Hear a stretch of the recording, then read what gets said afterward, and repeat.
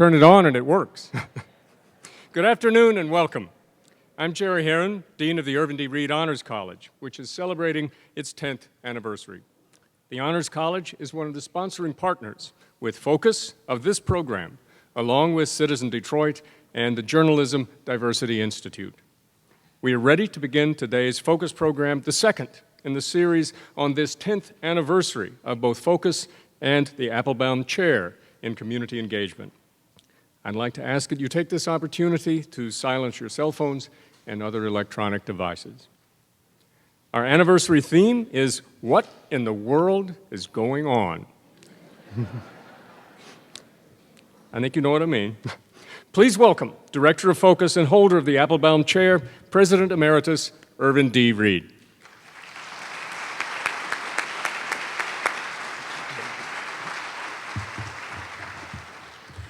Thank you very much, Jerry. And good afternoon, everyone, and welcome to this Forum on Contemporary Issues in Society. As Jerry mentioned, our 10th anniversary and the second in the series this year. President Kennedy famously called journalism the only business in America specifically protected by the Constitution. It is also the only business traditionally expected by the public to be a check on the activities of the government, often to the chagrin of the chief executive. George Washington saw himself and his presidency as a unifying force of the nation, but was put off by the openly partisan newspapers of his day. In fact, when he left Mount Vernon for his inauguration, he canceled his subscriptions to 30 newspapers. A few years later, President Thomas Jefferson, who often expressed a heartfelt support for freedom of the press, declared that newspapers present, for the most part, only a caricature of a disaffected mind. Presidents ever since have been of two minds about the media, trying their best to influence coverage of their administration and objecting to the coverage that failed to suit them. This ambivalence may be seen in every presidential administration in the Republic's history. Some presidents, such as Grover Cleveland, had an openly hostile attitude toward the press. Others, like Franklin Roosevelt, have been master manipulators. FDR was one of the first presidents to make going over journalists' heads to speak directly to the people a routine strategy. His fireside chats were masterful and, it must be said, popular use of radio in this way, as are Twitter and Facebook and Instagram today. During the Watergate investigation, President Nixon spoke of the press as the enemy. On February 17th of this year, President Donald Trump took this a step further, tweeting that what he called the fake news media, naming the New York Times, ABC, NBC, CBS, and CNN, is, quote, not my enemy, but the enemy of the American people. Since then, the president's branding coverage he dislikes or disagrees with as fake news has become a familiar refrain. Recently, the president doubled down on this accusation, tweeting a wish that the Senate Intelligence Committee would investigate, quote, why so much of the news is made up. It is important to note that Donald Trump has clearly demonstrated that presidents no longer need the mainstream media to get their message before the public. His tweets are a direct communication with his base of support. What this means for his ongoing relationship with those in the mainstream media is something we will hear more about in today's speeches. But make no mistake, fake news is indeed out there and is a danger to traditional journalism. It is nothing new in politics, having been a major strategy in the election of 1800 when Jefferson ran against John Adams. But with the revolution in social media, falsehoods masquerading as facts can be hard to suppress or counteract. As the New York Times reported presumably accurately, Americans who glanced at their phones the morning after the massacre in Las Vegas would have learned that the man behind the mass shooting was an anti-Trump liberal, that the FBI had already linked him to the Islamic State, and that mainstream media or news organization was suppressing that he had recently converted to Islam. These were appalling, chilling revelations. They were also totally false and widely spread on Google and Facebook. Determining what news is real and what is fake puts a burden on consumers of that news, of course, raising the question of what media can be trusted. How do the mainstream print, broadcast, and online media establish and maintain a reputation for accuracy? How do those media respond to the current president's hostility? Are the media being fair to the president? The questions are many and varied, and all are important. They are why we are convened here today. And I would like to thank you very much for joining us, and I invite you to participate as much as you'd like. Thank you very much.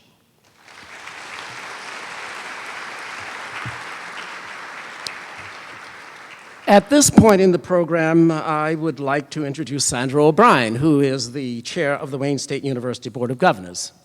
In 2012, Sandy was the first person of Latino heritage to be elected statewide to the board. Since taking office, she has fought and helped implement a tuition equity policy for undocumented Michigan students, worked to improve admission standards to achieve a more representative student body, and successfully worked to hire a university president who would be fully committed to diversity and Wayne State's historic urban mission. Ladies and gentlemen, please join me in welcoming the chairman of our board, Sandra O'Brien.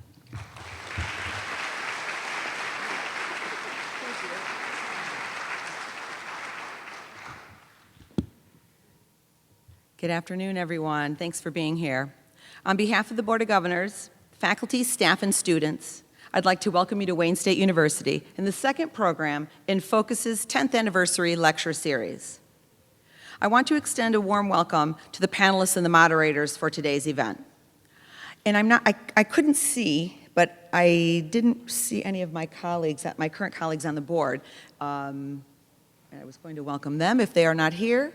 I also I did recognize a former colleague, Governor Emeriti Jacqueline Washington. Jacqueline, are you here? Could we all give her a hand? Thank you, Jacqueline, for being here. The Forum on Contemporary Issues in Society has a long and distinguished history at Wayne State. The university has been proud to host this series because FOCIS embodies one of Wayne State's primary missions, which is to encourage dialogue on issues relevant to both the institution and the many communities it serves. As a major research university with local, national, and international outreach, Wayne State also shares the series' commitment to diversity, both in our faculty and our student body. This semester, students from more than 80 countries are attending Wayne State. One of the program's partners of today's event is the Journalism Institute for Media Diversity, and several students enrolled in that program are here with us today, along with their director, Alicia Nails. I would ask that they stand and be recognized.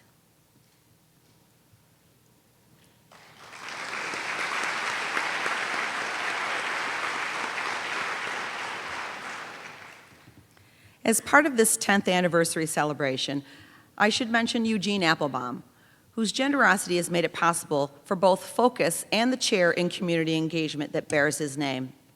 Mr. Applebaum is a longtime friend and benefactor of the university, and we very much appreciate his commitment. The life of any great university is based on providing an environment for free expression and open debate, qualities that also should characterize our interaction with the broader community. The Forum on Contemporary Issues in Society fulfills this goal in extraordinary ways.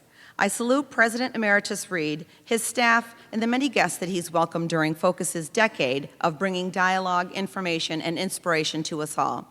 I'm personally pleased to be part of today's special event, and although I didn't tell him, Eugene Robinson is my secret crush. And I wish each of you a very memorable afternoon. Thank you so much for being here.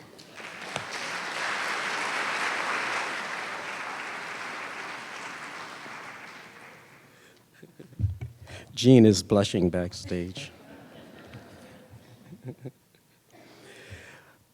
I'm pleased to have you meet the moderators for today's program.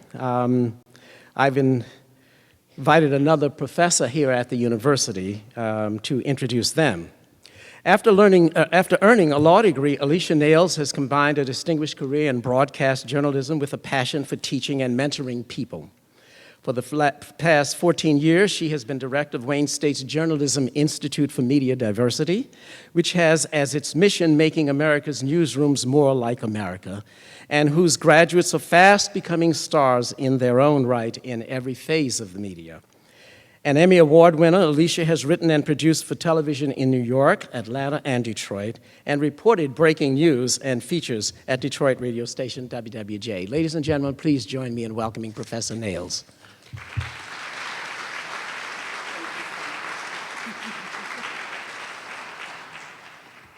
First, I'd like to thank Dr. Reid. He brings world leaders to our campus, and he takes our Wayne State students on once-in-a-lifetime journeys to witness the democratic process on the most underreported continent on the planet, Africa. We want to thank Dr. Reid for all that he does. I am so thrilled to introduce the Detroit journalists who have brought their talents and their insights to our campus for today's event. Devin Skillion and Vicki Thomas. I hope you'll read their official bios, their professional bios in the program, because I'd like to take a moment to introduce the man and the woman who are joining us today. First, Mr. Devin Skillion. Devin, come on down.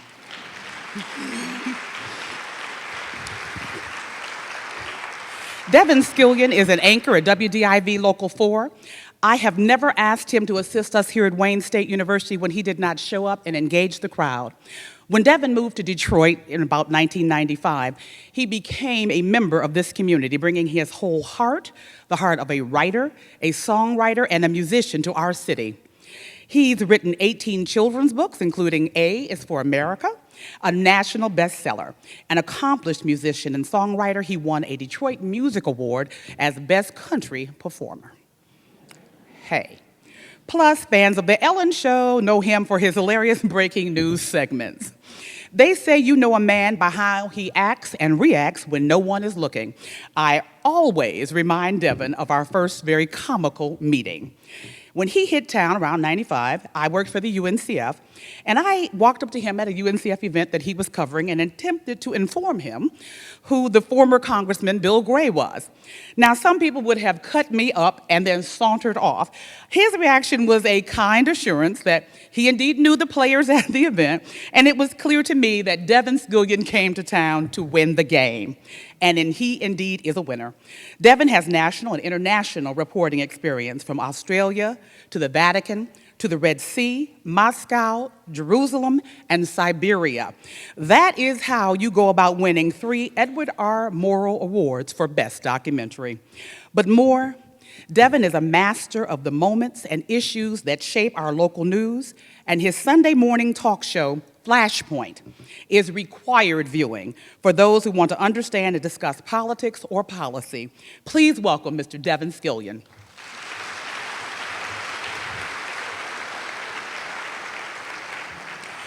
And next, we'll welcome Vicki Thomas. Vicki Thomas. She is the city beat reporter and the morning drive reporter at WWJ News Radio 950, the CBS radio station, where she has been covering the ins and outs, peoples and bouts that rev up our motor city since 1991. WWJ is all news all the time, and in the nearly 30 years that I have known Vicki, I've come to wonder how she manages to be all things all of the time.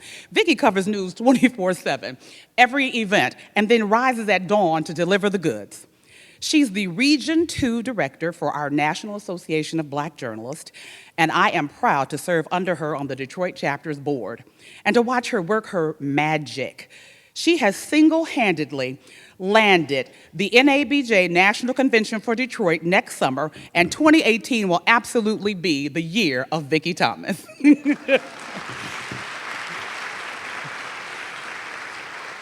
She's the former co-anchor of WWJ-TV's news program In Depth Detroit and saw politics up close as a youngster as an intern for the Congressman Louis Stokes. Vicki has earned awards from the Detroit Free Press Foundation, Michigan Association of Broadcasters, Michigan Association Press, National Association of Black Journalists.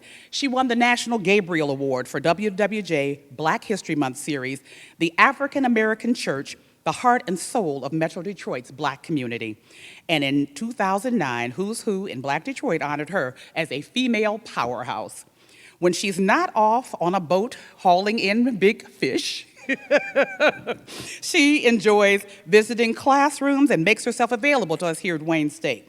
That's because she has a special place in her heart for students and for giving back that which was invested in her as an honors student in our broadcast journalism program here at Wayne State. Please welcome Ms. Vicki Thomas.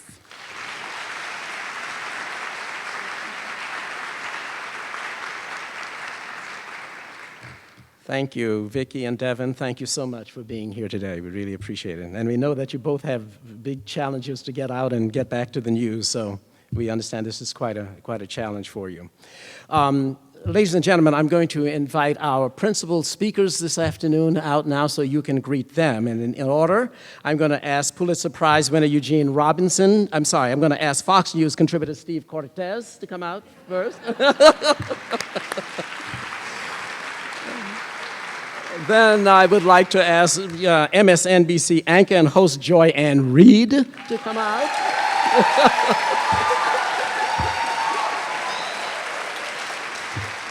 And who would want to follow Joy Ann Reid but Eugene Robinson? Eugene Robinson of the Washington Post.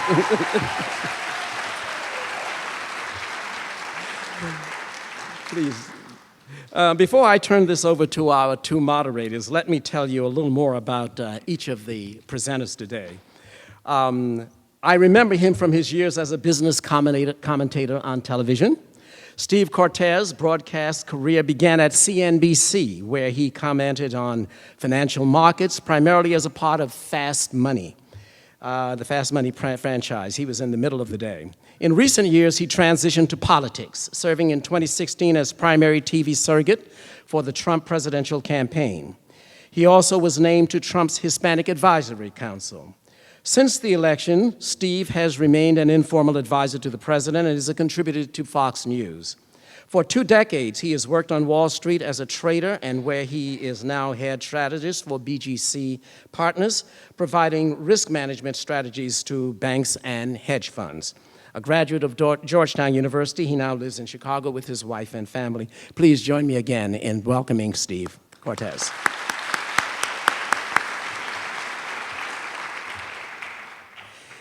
Even if there is no known familial relationship, I am proud to share at least one thing in common with her, a surname. Joy Ann Reid is a national correspondent for MSNBC, host of AM Joy and the Reid Report. And ladies and gentlemen, if you watch any of MSNBC beginning on Friday evening, there was Joy substituting for Chris Hayes. If you watched Saturday morning, there was Joy Ann Reid. She showed up for her own show. And then again on Sunday, I asked her, how did she spend her Monday? And she said she had some other things she had to catch up on. She's also author of the book Fracture, Barack Obama, the Clintons, and the Racial Divide. Joy is former managing editor of thegrio.com, a daily online news and opinion platform devoted to stories and perspectives that reflect and affect African American audiences. Her columns and articles have appeared in the New York Magazine, the Daily Beast, the Miami Herald, the South Florida Sun Sentinel, the South Florida Times, and on Salon.com. Joy graduated from Harvard University in 1991 with a concentration in film and is a 2003 Knight Center for Specialized Journalism Fellow. She lives in Brooklyn with her husband and family. Ladies and gentlemen, please give a welcome to Joy Ann Reid.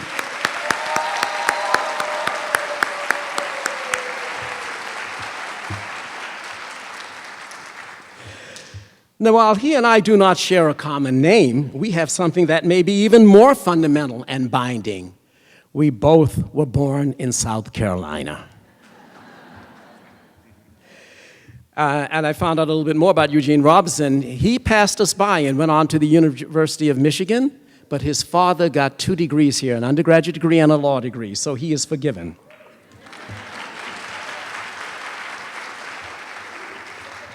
A proud son of Orangeburg, South Carolina, he writes a twice-weekly column in the Washington Post. His remarkable storytelling ability has won him wide acclaim, notably the 2009 Pulitzer Prize for his commentary on the 2008 presidential race. In his 3 decades at the Post, Eugene has been City Hall reporter, city editor, foreign correspondent in Buenos Aires and London, foreign editor and assistant managing editor in charge of the paper's award-winning style section. He attended the University of Michigan, where he was co-editor of the Michigan Daily Student newspaper. Eugene is a member of the National Association of Black Journalists and the author of several books. On May 10th of this year, he was elected to a 1-year term as chair of the Pulitzer Prize Board. A regular contributor to MSNBC, he lives in Arlington, Virginia with his wife, Avis. Ladies and gentlemen, please, let's welcome Eugene Robinson.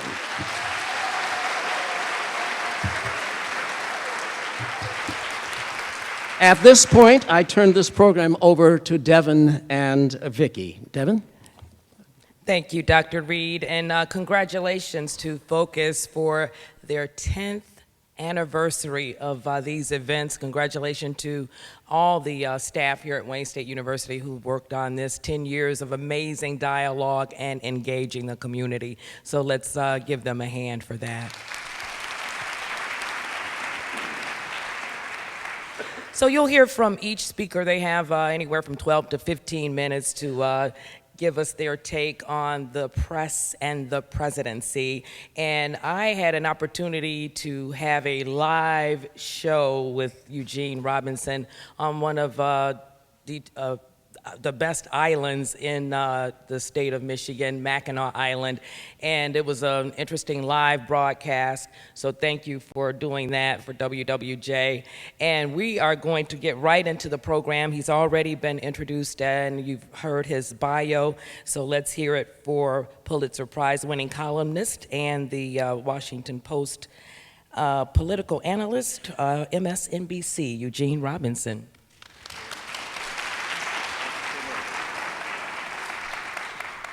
Well, thank you so much for having me here.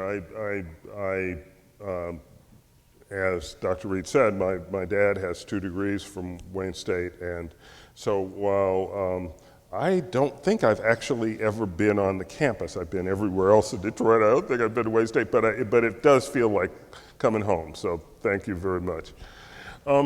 So the press and the presidency. Well, let me start with a story of something that happened recently during the campaign. Oh, would you like me at the podium? Okay. So let me start with something that happened during the campaign. We have a reporter, her name is Jenna Johnson, and she was assigned to cover the Trump campaign, so she, which she did very well. But meanwhile, another Post reporter, David Farenthold, who ended up winning the Pulitzer Prize this year, was doing some different reporting. He was reporting on then candidate Donald Trump's charitable donations. More specifically, he was trying to find them. Because he found a lot of promises, but he didn't find a lot of money that had actually been given to charities. And he didn't actually even find a lot of Donald Trump's own money being given to the Donald Trump Foundation. He found other people's money, but not Donald Trump's money. So he kept writing stories about this. He did his reporting in an interesting way. He did a lot of it on Twitter. It was very transparent, very clear, and it is safe to say, it is fair to say that the Trump campaign hated it. They just loathed it. They despised it. They were angry. They kept calling and complaining, and our editors kept asking, but what's wrong then? I mean, if we made a mistake, we'll correct it. Well, no, it's not wrong, but da-da-da.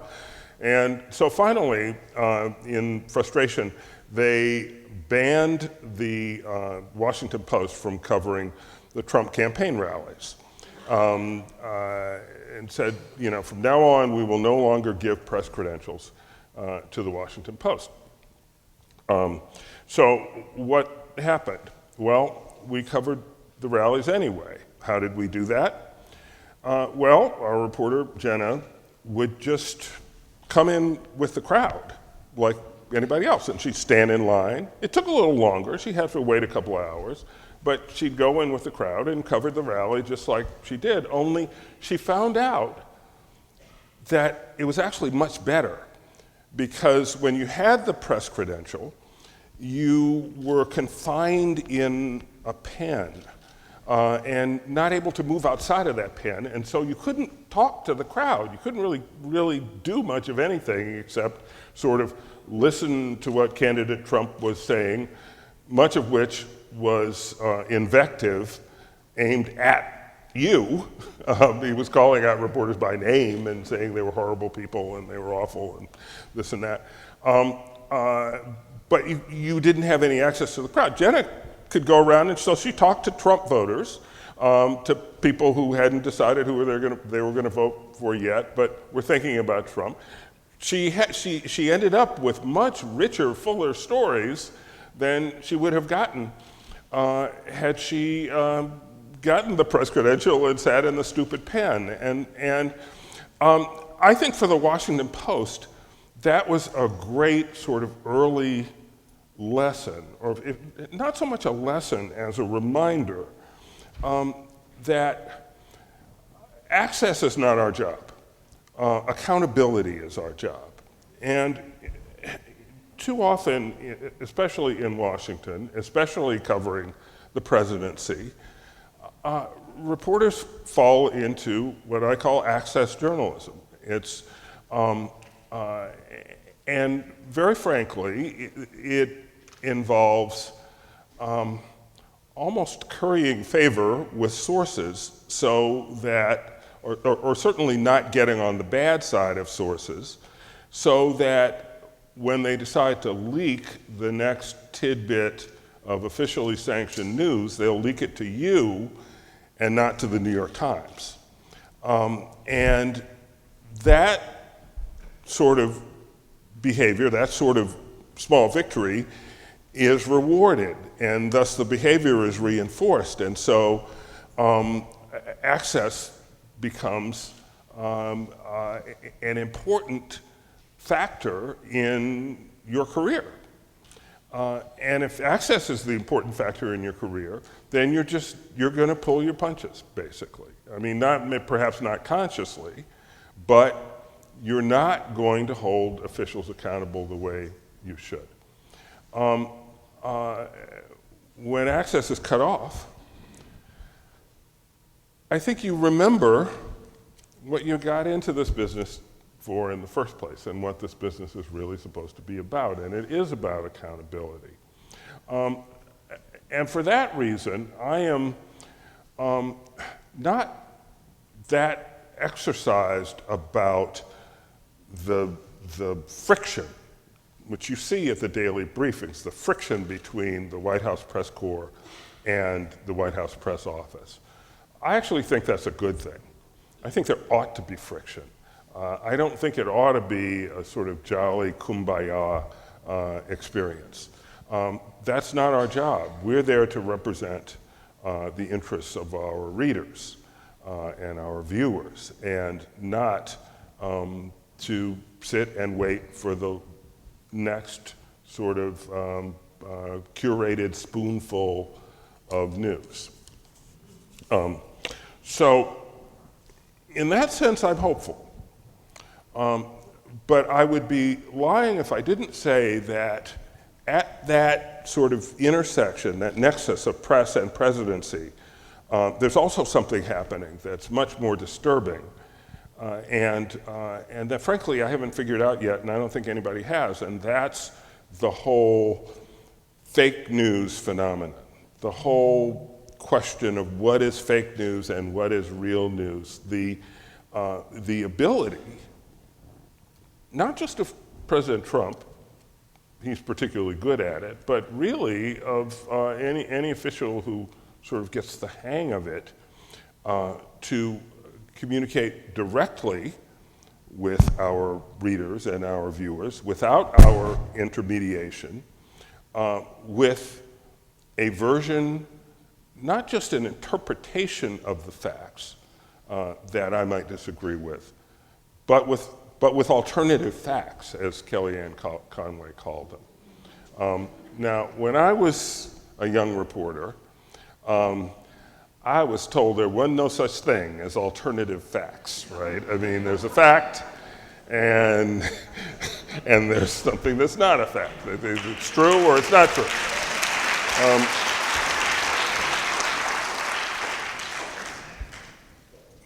But that's so last century, you know?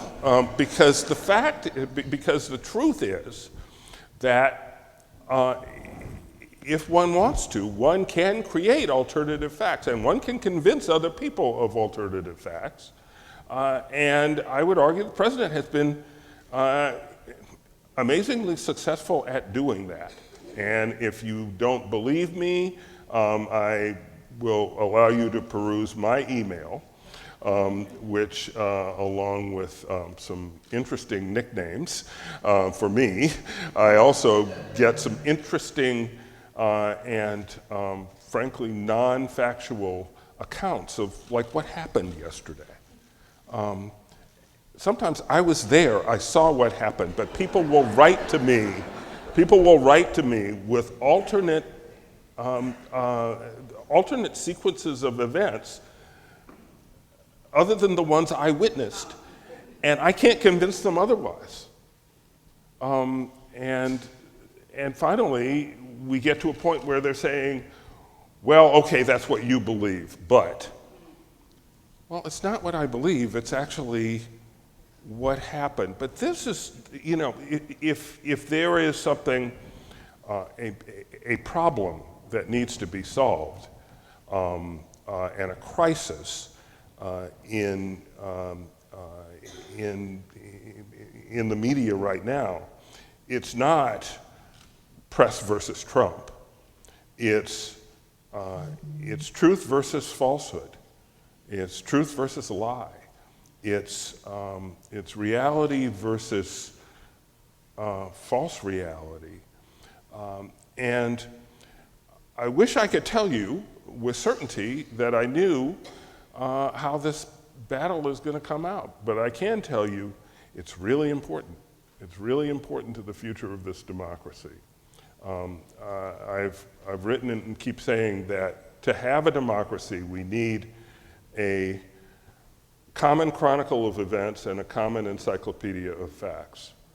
And right now, I'm sad to say we don't. Maybe we can reclaim those things because we need them. Thank you.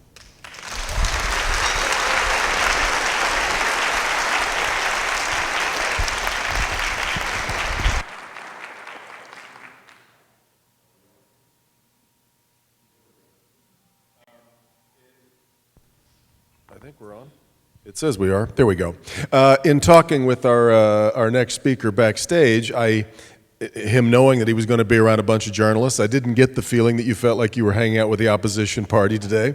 But I'm very curious about your walk through what may feel like the lion's den later, given the focus that Eugene just mentioned, that I think you kind of sensed has a lot of support. So I'm very curious, I think we all are, to get the thoughts from Fox News contributor Steve Cortez. Steve?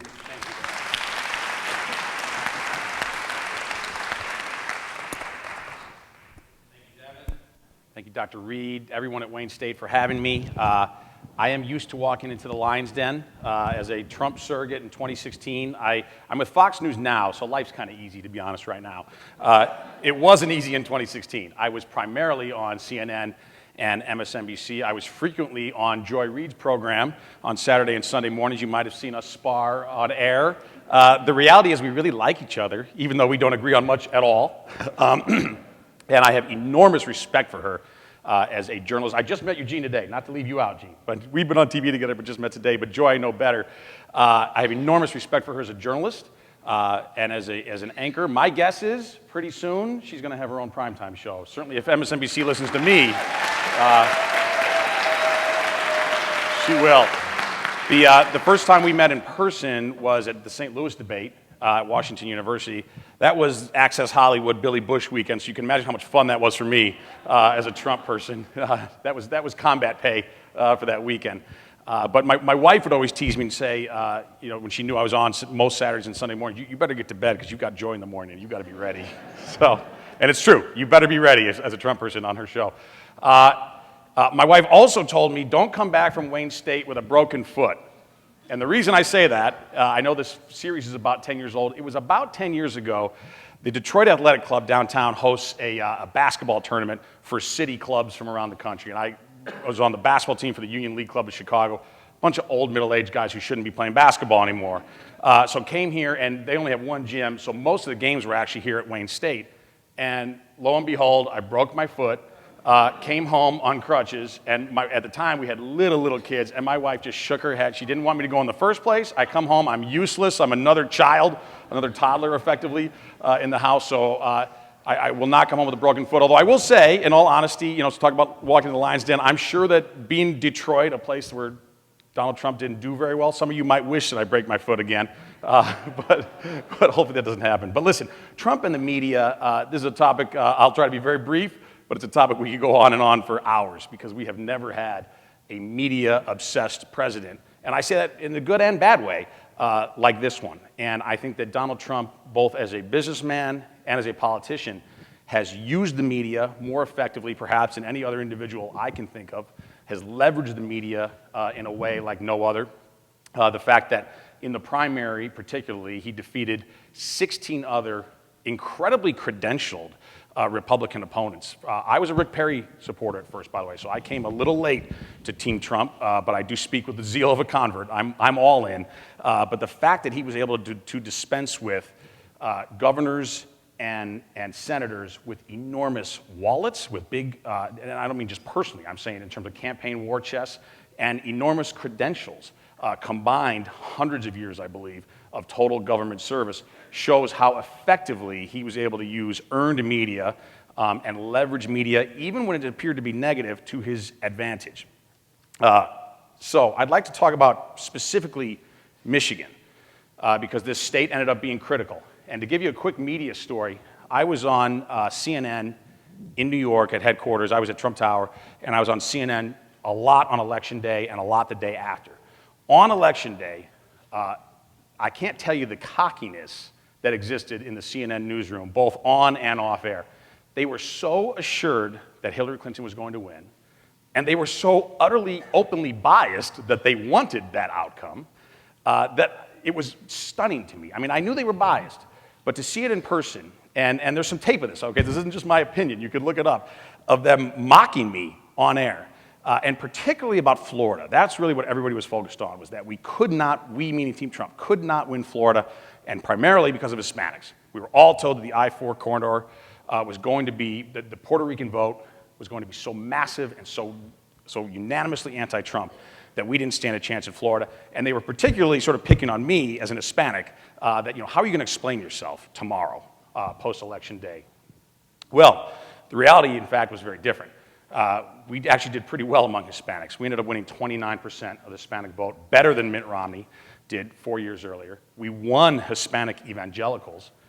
We won Cuban Americans in Florida, and we did not get destroyed among Puerto Ricans. So we actually won Florida with a reasonable margin of victory. So I come back the next day. Now listen, I'm not going to tell you, I was as surprised as most folks that we won. Certainly didn't think we were going to win Michigan. But come back the next day to CNN, and if you'd been dropped from outer space and didn't know what had gone on, and I'm not kidding you, you would have thought there was a natural disaster or a terrorist attack that had hit the United States. The crying...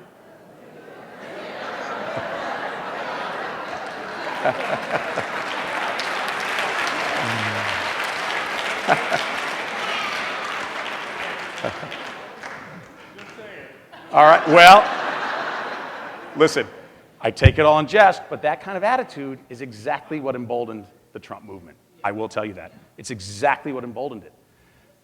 The attitude, certainly at CNN, maybe in this room, it was not a natural disaster. It was, let's talk about, so how did it happen? How did it happen in Michigan, more specifically? First, primarily, I think, economic stagnation. This has been a wonderful economy. And by the way, I'm as critical of George Bush as I am of Barack Obama. This has been, the Bush-Obama slow recovery has been wonderful for people who are at the top end of the economic ladder. If you own assets, mainly stocks and real estate, it's been a wonderful economy for you. For everyone else, which is most of us, it's been a slog. It's been a miserable economy. Your prices are going up and your incomes are not. So that stagnation has created fertile ground for the populism of the Trump movement. The second thing is Washington, D.C. The 4 richest counties in America are all in the Washington, D.C. area. I mean, think about that for a second. Not Silicon Valley, not New York City, Washington, D.C.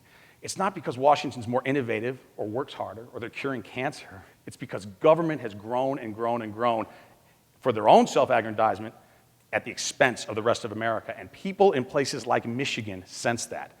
You know who doesn't sense it, doesn't know it at all? The media. Why? Because they're too stuck in a Acela corridor. They don't know that between Brooklyn and Brentwood is a massive country. And a massive country that has been hurting and that is not doing well, that is suffering economically, and that economic pain has resulted in other pain, suicide rates skyrocketing, opioid addiction. The first person I ever heard talk about opioid addiction publicly was Donald Trump. It's ironic that this Manhattan billionaire somehow was able to put his, this Manhattan billionaire was able to put his finger on the pulse of what was ailing middle America and to speak to it. Now, but as I said, I don't expect that I'm going to have a friendly audience here today. That's fine. But specifically, I think the media unwittingly helped us in ways they couldn't imagine. Because middle America saw how biased the media was, how constant the attacks were, how much fake news was leveled against our campaign, and regular people. Let me give you 3 examples. Instead of just saying fake news as a term, let me give you 3 specific examples of fake news. CNN said, as fact, that Comey, in his testimony, would deny that he had exonerated or had told Donald Trump 3 different times that he was not investigating him. That was reported as fact, that was going to be bombshell testimony. Instead, what did Comey do? He completely backed the president's version of events. He told him 3 times, you're not being investigated. Washington Post told us that Comey requested more money as fact. Again, this wasn't reported as a theory, as fact, that Comey requested more money from the Congress so that he could expand the Russia investigation. Comey himself completely dismissed that charge, says we have all the resources we need, said it on the record. A third one, and those 2 are utterly disprovable because Comey himself disproved them. This one I can't disprove as completely, but I think basically. NBC reported recently, a couple weeks ago, that Donald Trump requested 10 times the nuclear arsenal that the United States currently has. General Mattis went on record saying, who hosted the meeting where this supposedly happened, as saying that was never discussed, it did not happen. So unless Mattis is lying, now we don't know, that wasn't an open testimony like the Comey ones, but unless General Mattis is a liar, that is another version of fake news. But again, too, while as an American, I hate what the media is doing to our public discourse, but I will tell you as a Trump partisan, I think it's actually benefiting us. It certainly did in the election. It's drawing regular folks who aren't terribly political, who don't spend their time necessarily worrying about or necessarily reading about politics. When they see the level of antagonism in the mainstream media toward Donald Trump, I believe it was a huge motivating factor in 2016 for them to vote for him, and it's still a motivating factor now. And I will tell you this, Donald Trump's approval ratings are low. I'll be the first to concede that.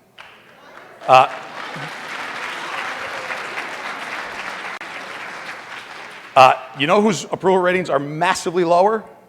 The media. The media. And by the way, I'm part of that, okay? So I'm not, I'm shining that light on myself as well. The only institution in America really with lower approval ratings in the media is the Congress. And I certainly join in that, by the way. I can't stand the Congress. But the media is incredibly distrusted in this country. And I think for very good reason, partly because of the fake news that is peddled. I gave you some examples. I could go on and on with examples. Let me just tell you one final point, and I'm sure you'll have some interesting questions for me. one of the biggest reasons that I was drawn to the Trump campaign is I couldn't stand the way the media constantly did and still does attack him as a racist. And I think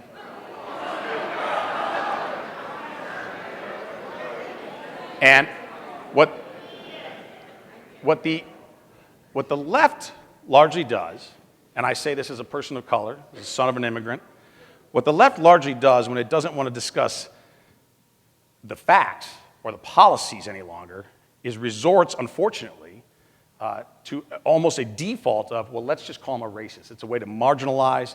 It's a way to end the discourse. It's a way, and what I believe is actual racism, or at least is actual disregard for minorities, is disregarding the plight of the everyday lives of minorities. Hispanics right now in America, Hispanic men have the highest workforce participation rate in America. I think it's something to be very proud of. Great work ethic. Sadly, white households have 10 times the net worth of Hispanic households. African Americans in my hometown of Chicago, in their 20s, according to the University of Illinois, African American men in their 20s, almost half, 47%, are neither employed nor in school. The policies that we have been pursuing, both Republican and Democrat, by the way, the policies that we have been pursuing in this country have simply not worked for minorities, for people of color. They're not getting safer, they're not getting more prosperous, they're not getting better educated. I believe that Donald Trump offered a very, very different vision, and I believe it's part of why he did so much better among Hispanics than anyone. I will be happy to hear your views. I'm almost done. If you will please politely listen to mine. As I mentioned, the stagnation, the economic stagnation in the country, I'll wrap up with this. The average American worker has not had a pay increase yet in this century. It's 2017. The average American worker, think about that, hasn't had a pay increase. Costs have certainly gone up. Insurance, if you have kids in school, universities, tuition, massively so. Most minorities, most Hispanics and blacks, are in the working classes, just by definition. Now, I hope someday that changes. I want to have a lot more wealthy people of color, but right now, the overwhelming majority of people of color are in the working classes. They're not owners of assets, of significant assets. They're working class people. Working class people in this country have simply not benefited from the policies we've been pursuing, particularly the globalism and the crony capitalism that Washington, D.C., on both sides of the aisle, has pursued, I believe, to the detriment of the prosperity of the American people. Donald Trump offered a vastly different vision from that status quo. And that is why I think he won in 2016. And it's why I believe we're going to get taxes passed. And once we make this country more prosperous, we're going to win again in 2020. Thank you.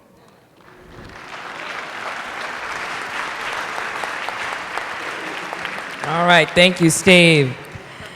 Yeah. And certainly, last but not least, MSNBC national correspondent, the hard-hitting and just talented author as well, Joy Ann Reid. And Joy, I'm really interested in your take on this because I know you said that the Trump presidency really has changed you as a journalist, so interested to hear your take. Ladies and gentlemen, Joy Ann Reid.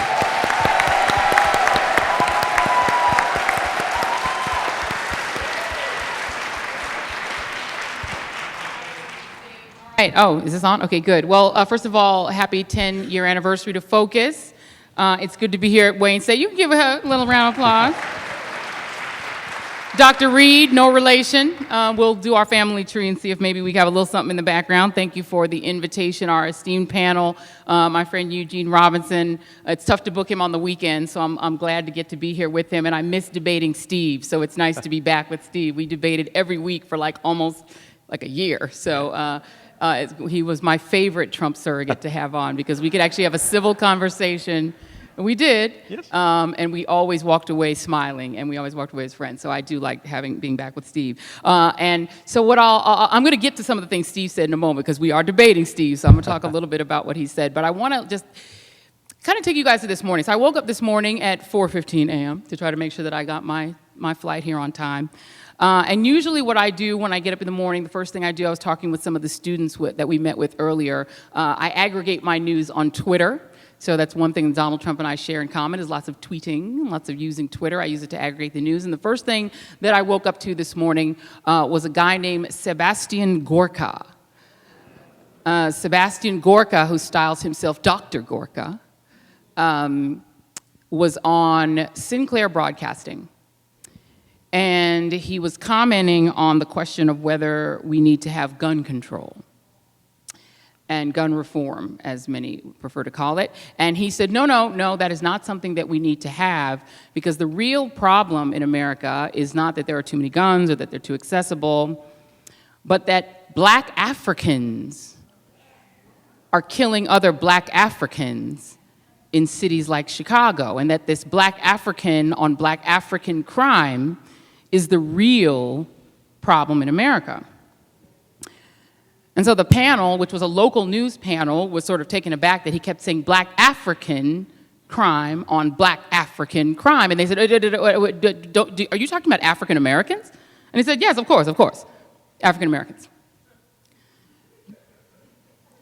But he had sort of used the old South African formulation. And, of course, my father was African, so my father lived in South Africa, went to high school in South Africa. And, so that black African formulation sounded rather Rhodesian to me, right? It sounded like 80s South Africa, not the United States in 2017. Sebastian Gorka used to work in the White House. He used to have a taxpayer-funded job in the White House. His wife still has a job at your expense, working in the White House at the Department of Homeland Security that John Kelly used to run. He got turfed out of the White House for various reasons, including the embarrassment of the fact that he wears a medal of the Vitesse Rend, which is a Nazi-affiliated organization. Before that, he worked at Breitbart.com, which part of it styles itself as a news organization, but it's basically an ideological far-right organization from which Steve Bannon, the former chief strategist for the White House, now is back running. And I tell that story to say that this is something that took place not on Fox News, where Steve works, not in the ideological sort of back and forth of cable news, where I as well work, but on a local television news station. Sinclair Broadcasting, which owns 173 stations in this country, that right now cover 2 out of 5 markets in the United States, and that is trying right now to merge with Tribune Broadcasting, that would give them access to 70% of American households. Not to do Fox News, but to do traffic and weather together. I used to work in local news. Local news is still the most relied upon, with all due respect to all of our workplaces, it's the most relied upon source of news in this country. News as a business may be waxing and waning and having difficulties, but local news is still the most trusted and most accessed form of news in this country. And the local news stations, potentially of 70% of the country, Sinclair would have access to. If they get this merger, they're going to be in New York, they're going to be in Chicago, they're going to be in Los Angeles, they're going to be in markets they haven't been in as of today. And Sinclair Broadcasting requires its local stations, requires them to run packages by people like Sebastian Gorka. They require them to run something called Bottom Line with Boris, which is hosted by another of my former frequent guests who used to appear a lot of times with me on AM Joy as a Trump surrogate, a guy named Boris Epshteyn. Boris Epshteyn used to work in finance, much like my friend Steve here. He then was a pundit that I used to spar with back in 2010 when I was doing, the pundit thing at MSNBC, commenting on politics. He worked on the Trump campaign training surrogate, so he had some political experience, but he is now the chief political correspondent for Sinclair Broadcasting. And Boris's segments are nothing short of propaganda. Boris goes on for a few minutes, required run that they have to run on these local stations between traffic and weather together, and fires and crime or whatever else they're reporting. And he essentially gives the Trump administration line straight, no chaser, no rebuttal. The chairman of Sinclair Broadcasting has also must-run segments in which he goes on and gives his ultra-conservative view, straight, no chaser, no rebuttal, must run, required run.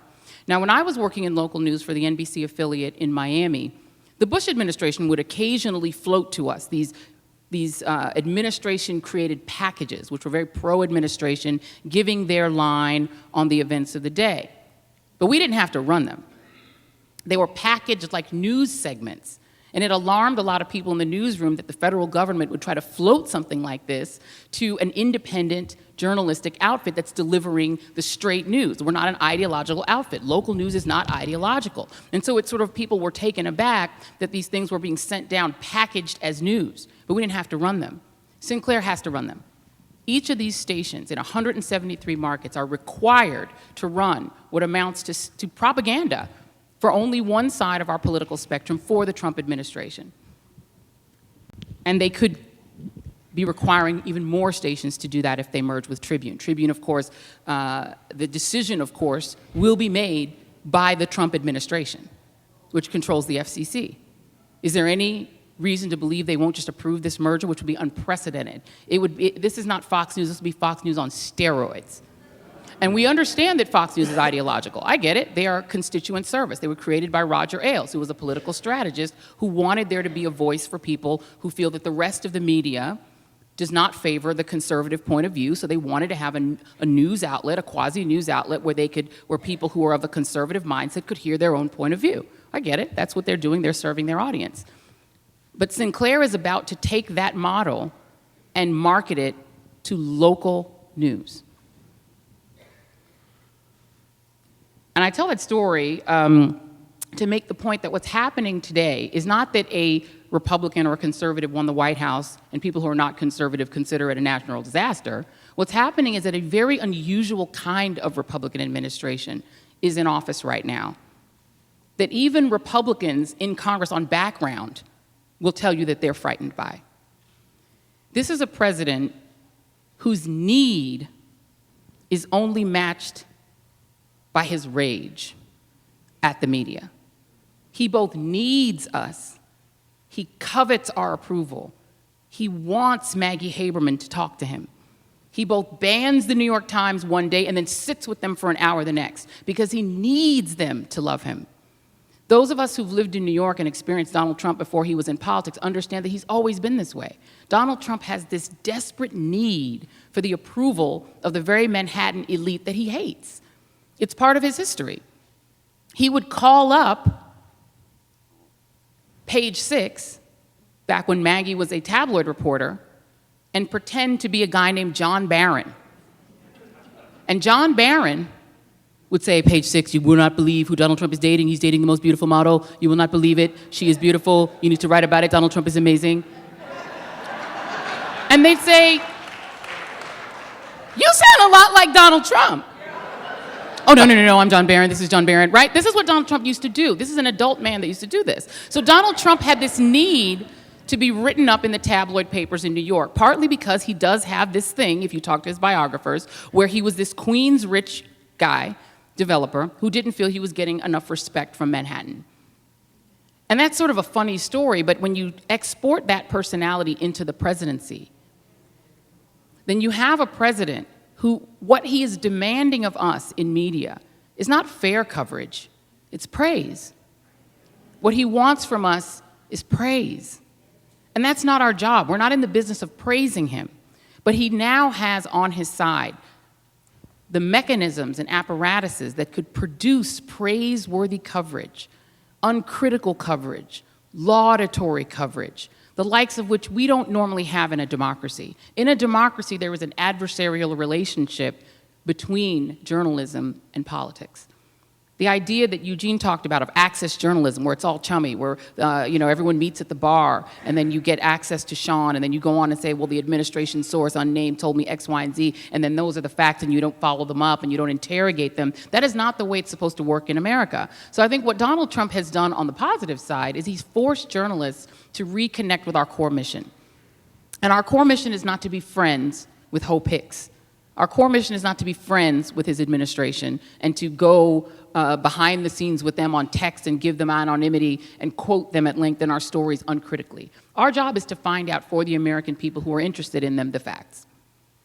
And it becomes very difficult when we're also dealing with a situation where for 40 years, Charlie Sykes, who used to work in this business, will tell you that on the right, right-wing media has spent the last 2 generations convincing a portion of the American public that they cannot trust anything they hear from the media, that because it doesn't feel good in their gut when they hear certain facts, that those facts aren't real, that they don't have to trust the nightly news anymore because it's lying to them because what's being said doesn't comport with what they feel. My friend Steve, and I'm not going to go long here, talked about the working class and Donald Trump's message to the working class. And he was right about one aspect of the exit polling that showed that 29% of Latinos did indeed vote for Donald Trump. But when it comes to the working class, I'm reversed, I have to take my glasses off to read. Donald Trump lost voters under 30. Hillary Clinton won those. Donald Trump, $30,000 a year, sorry. Voters who earn under $30,000 a year voted for Hillary Clinton. And that includes white voters under $30,000 a year. Donald Trump lost voters who make under $50,000 a year. You know who Donald Trump won?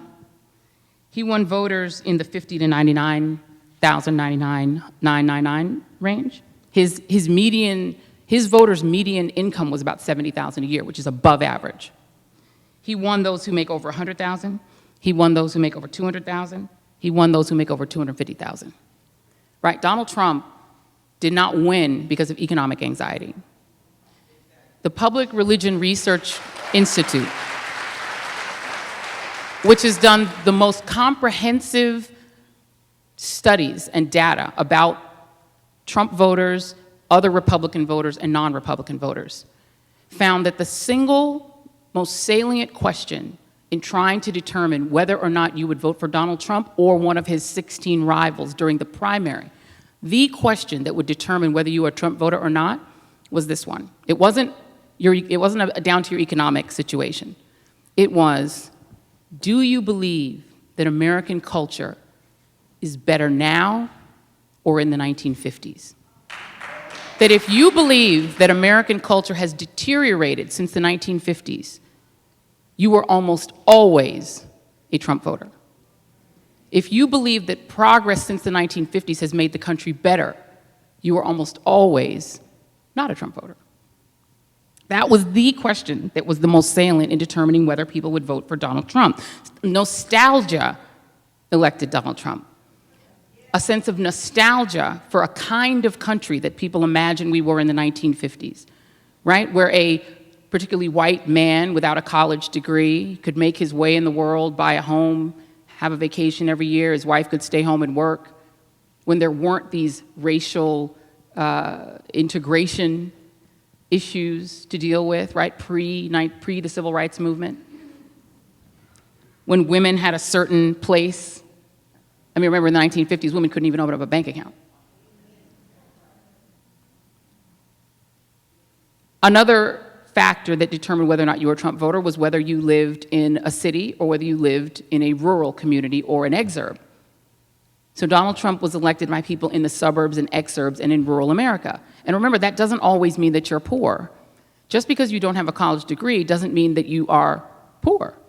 There are plenty of people, there are police officers, right? There are plumbers. There are plenty of people who are what we would consider to be relatively affluent, but who don't have a college degree. So we get caught up, I think, in the media on the white, non-college degreed Trump voter, not understanding that that doesn't mean that they are a poor voter. That doesn't mean that they're a person with economic need. There are certainly people with economic need who voted for Donald Trump, no doubt about that. But that was not the defining question when it comes to determining who voted for Donald Trump. Nostalgia was. So what do we do with that as journalists? We have a lot of journalists who are now pursuing this story over and over and over again, of going and finding Trump voters in the Rust Belt and talking to them about their economic anxieties and asking them whether they regret their vote. That story is being done over and over and over and over and over again. And I think that as journalists, we need to broaden our perspective of what economic anxiety means. There are African Americans and Latinos with plenty of economic anxiety. They weren't even tempted to vote for Donald Trump in the main, right? There are plenty of white women with economic anxiety. Well, white women did vote in the majority for Donald Trump, so maybe that was a little bit different situation. But I think that what Donald Trump is challenging us to do, and I'll wrap, is to reconnect, number one, with our core mission of finding the facts. There are no alternative facts. It's just a made-up term, right? And also sort of reconnecting with sort of our trite ideas of what some of these terms mean. We just presume that somebody who is white and poor is a Trump voter, but that is not true. We just presume that economic anxiety elected Trump, and so the fixes are all about economics, and that is not true. What we have is a country that is deeply polarized along racial lines, a country that is deeply anxious about the changing face of America, that's deeply polarized about immigration. The issues that most motivated Trump voters, build a wall, deportation, Muslim ban. Whatever their economic situation was, those were the things that motivated Trump voters. The Trump voters I talked to, the Trump voters Eugene talked to, it was about those demographic issues that trouble people, not about economics. So I think that is sort of my core critique of what my friend Steve said. And I think in wrapping, the challenge and the thing that I worry about in terms of our journalistic mission is that no matter how many facts we put forward, there is a portion of the country that simply isn't listening and isn't going to believe us. They'll never believe Eugene or me. They just won't. They'll only listen to the network that Steve is watching. And I think that as we fragment as a country, and a lot of it is racial fragmentation, I'm not sure that there is an institution that can bring us back together. I certainly don't think the presidency is bringing us back together because I don't think the president wants to. I don't think he has an interest in that.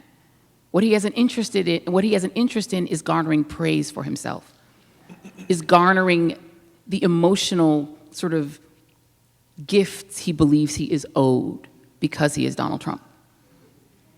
And that's a dangerous place for the country to be because the media certainly can't unify us. Politics certainly can't unify us. That's not our job as journalists to unify us. I think that we are a country that is fragmenting and that is fracturing along some fault lines that are deep and that are racial and that we're not confronting. And I think the one thing I would love for journalism to do is to confront that instead of these trite issues of whether or not economic anxiety is the reason the election went as it did. And I'll stop.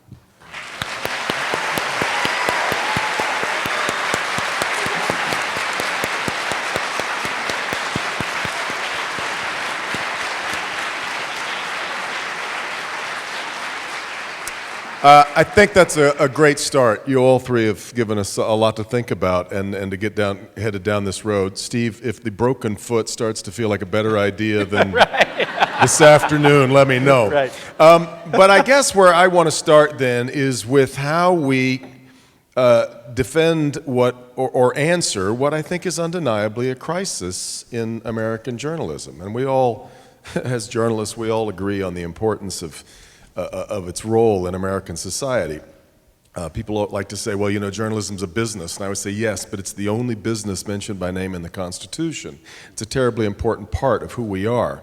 But I guess where I'd like to start is with how we answer this problem with the truth. The three of you work in what I guess I would refer to as the icing of the journalism cake, which is the commentary, editorial, opinion part of the business. The bulk of the cake is people like Vicki and I, the people who fill the White House press briefing room every day, and the people who fill the newsrooms from Brooklyn to Brentwood, who really don't work in, I'm not in the opinion business. But for the 33 years that I've worked in journalism, I am in the truth business. I've obsessed about it since my very first day of Journalism 101 at the University of Kansas, when I was told that truth and accuracy was my only defense, my only tool that would carry me through my entire career. Right.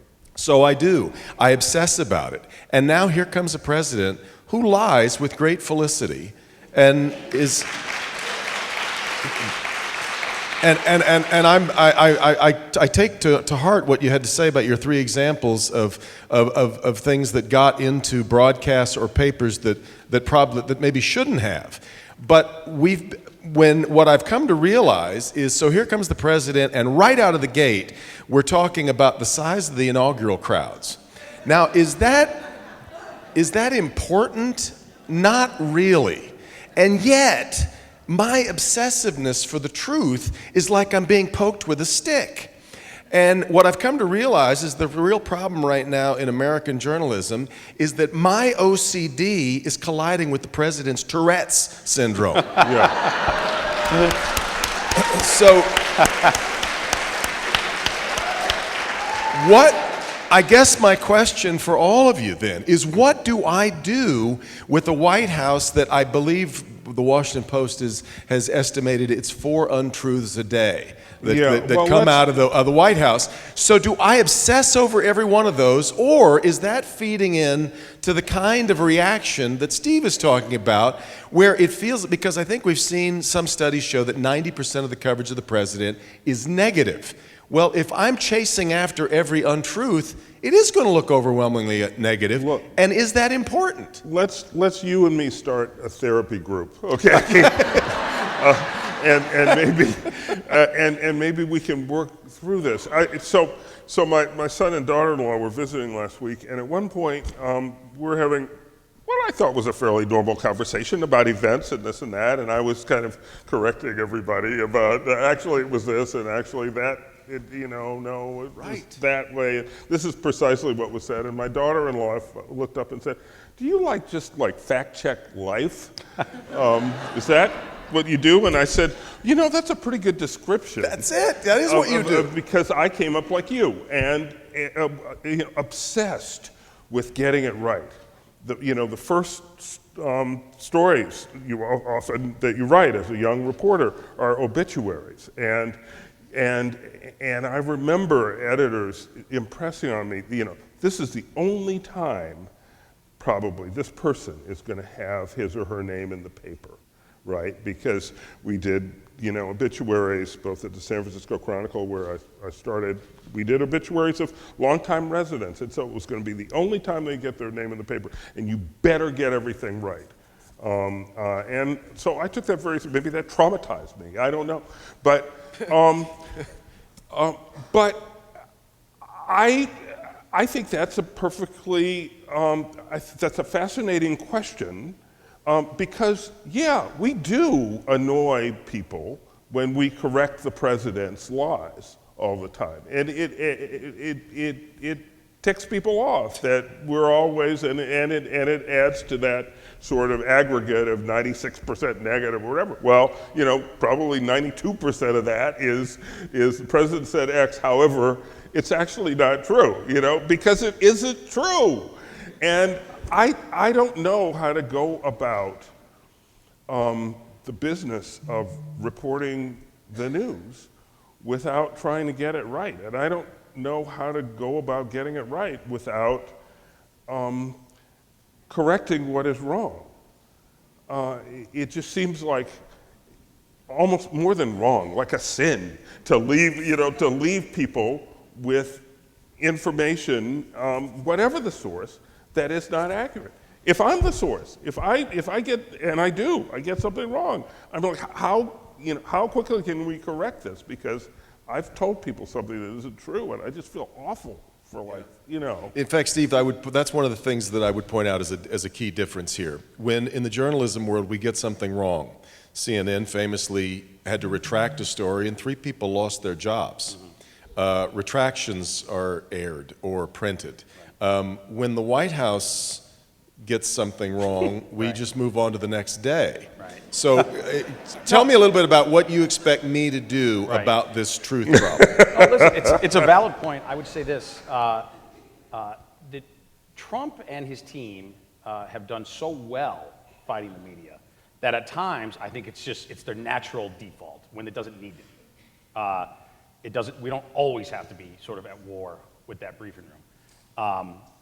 For instance, the crowd size. I mean, if I were the spokesman, what I would have immediately said is, look, the overall crowd, online, TV, in person, it was the biggest ever.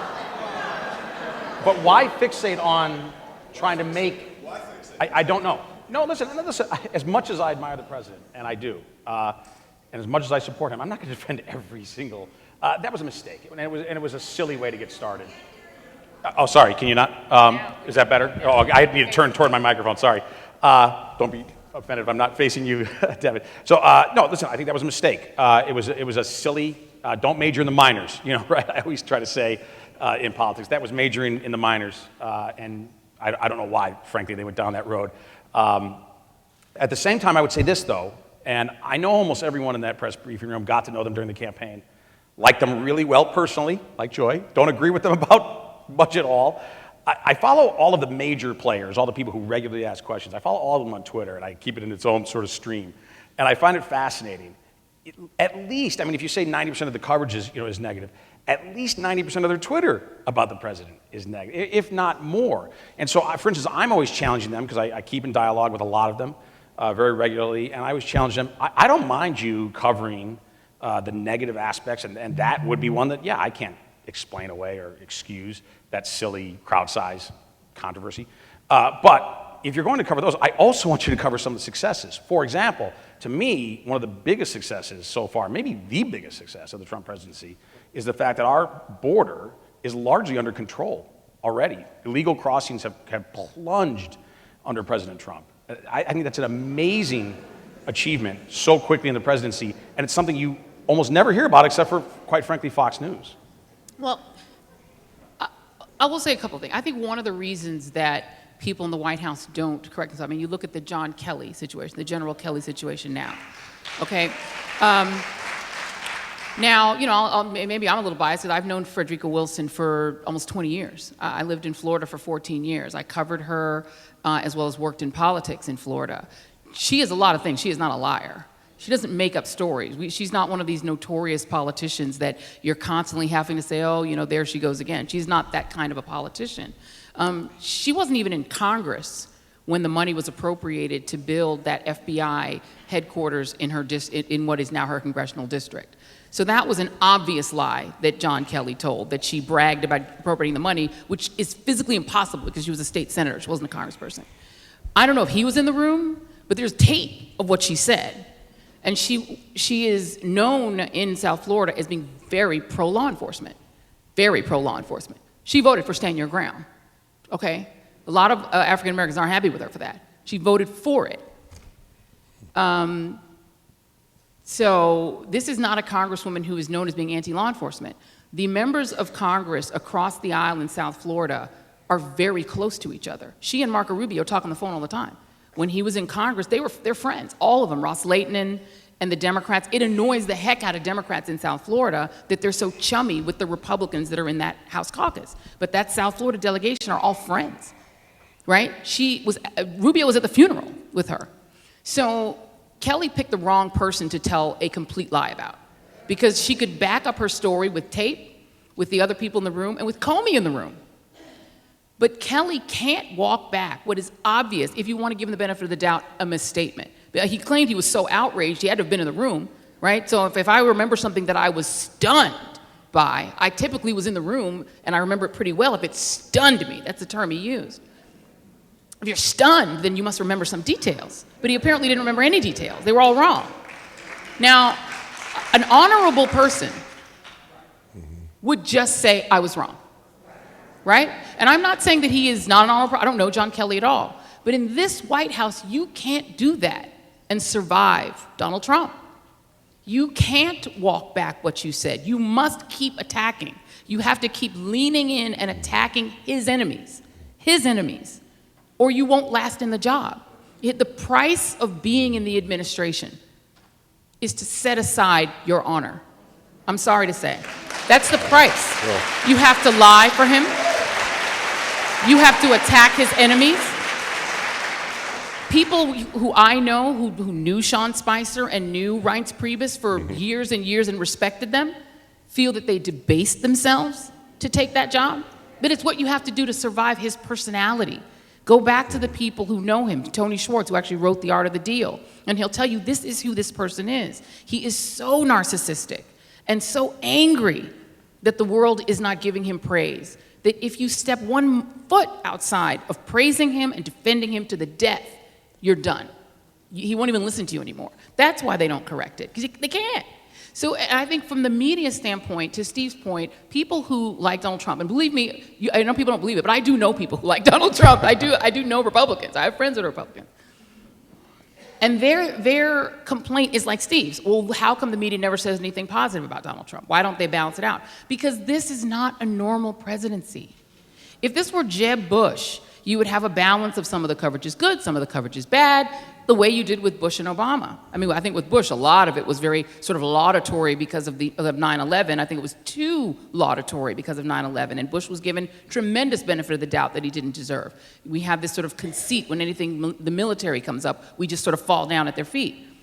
But with Donald Trump, the way he got into office is an anathema to the way that American politics works. We do not have foreign governments interfering in our elections and then just forget it. For the media to forget that and to put aside what they know, to put aside the daily lies and pretend that this is Jeb Bush, I think would actually be malpractice. Because I feel that part of our responsibility is to keep in mind for the American people on your behalf that this is unusual. I don't want the American people to get used to this as an administrator. I don't want this to be our politics. I don't want people to get used to the idea that Vladimir Putin feels free to run around in our elections. I don't want that to become normal. And so I think what you have to do is keep relentlessly reporting the facts for those who are willing to hear them. There's nothing else you can do. You can't make people believe you. Can I just jump in just very quickly? I wish Robert Mueller were here because he could then tell us what he's finding, and we'll see what he comes up with. I listened very carefully to what you said, Steve, and I actually heard something I agree with. So I wanted to jump in and say, you mentioned the Twitter feeds of the reporters who cover the president. And I actually think that's a problem. Twitter is it's an interesting medium because if you're going to be like really boring, there's no sense in being on Twitter. But I do think there are straight news reporters on Twitter, including some in prominent positions, some covering the White House, who are a little too interesting on Twitter, who are a little too saucy, who are too spicy, and who, and I think if you sort of examine those Twitter feeds that you have coming down in that stream, I think you'll find a difference in between some news organizations. At the Washington Post, we're pretty strict about that. I mean, there's a line, and where we draw the line, it's hard to lay it out in rules, but it's like pornography. You kind of know it when you see it, and I think we stay on the correct side of the line. I think others sometimes stray to the other side of the line, and I regret that because it robs us all of credibility. Reporters who have done their work with as much sort of fairness and objectivity as they could possibly muster, and their editors have looked at it in that light, and a tweet that is snarkily anti-Trump in a way that seems unfair, in a way that seems biased, just sort of destroys that work. Next question. Some historians and other observers have likened the Trump presidency to the Nixon White House. Certainly we know what when it comes to attacks on the media, certainly we know what happened with Nixon. So my question is twofold. Number one, do you think that the strategy of attacking the media is brilliant, or do you think it could backfire, and will the president complete his first term? Well, I'll answer the second part first. He will absolutely complete his first term. He will complete his second term as well. Although not if we take a vote in this room, apparently. I'm very optimistic. I'm wondering where those Puerto Rican voters are going to be next time. Well, let's But go ahead. No, it's a good point. It's a good point. If a lot of them end up in Florida, it might change the Florida electorate a lot. Although, amazingly, one of the surprises of 2016 was we actually didn't need Florida to win, unbelievably. That's right. We could have lost Florida because we ran the table in the Midwest. But we don't want to take Florida for granted in any election. If we get taxes done, which is a big if, and we'll know in the next few weeks, I think we'll know by Thanksgiving probably, the economy's already accelerating. I think the economy, and that's not my opinion, I mean, look at any index of economic activity, surveys, confidence, certainly the stock market. If we get taxes done, I think the economy really accelerates then into 2018, and I think we'll have enormous momentum both on the Hill in 2018 and then into re-elect in 2020. But to the bigger point, I think about is there a danger in constantly taking on the media? Sure. I mean, you can overplay your hand. Again, I think they overplayed their hand at the inaugural, and that was just a dumb way to get started. I'll be the first to concede that. So we have to be judicious, I think, about when you attack media bias, that there actually is bias, or that there is actual fake news, because it's not always fake news just because it's negative about you, but sometimes it is. For instance, the examples that I cited at the podium. I think that here's the reality, I think, of what is such a big part of Trump's appeal. And I think this is what a lot of the people, for instance, in that press briefing room at the White House just don't get, is that by and large, they are part of the elites, highly educated, generally high income, coastal elites. They don't understand that the system that has worked very well for them for a quarter century, roughly, the system of globalism, has worked incredibly well for elites. It has crushed working class Americans. And they, quite frankly, have had it. And they revolted at the ballot box via Donald Trump with economic nationalism. And it drives me crazy when I hear it called white nationalism, because it has nothing to do with color. It's economic nationalism, that the interests of American workers come first. And when we pursue that agenda, and it's already working for the American people just months in, as I said, the economy is accelerating significantly. It's already starting to work. I think it can work massively better. If we pursue that agenda, we're bound, though, to continue to engender the antagonism of the media that prefers the system of the last quarter century of globalism. Well, I will say that, Donald Trump got very lucky that he inherited the Obama economy, because,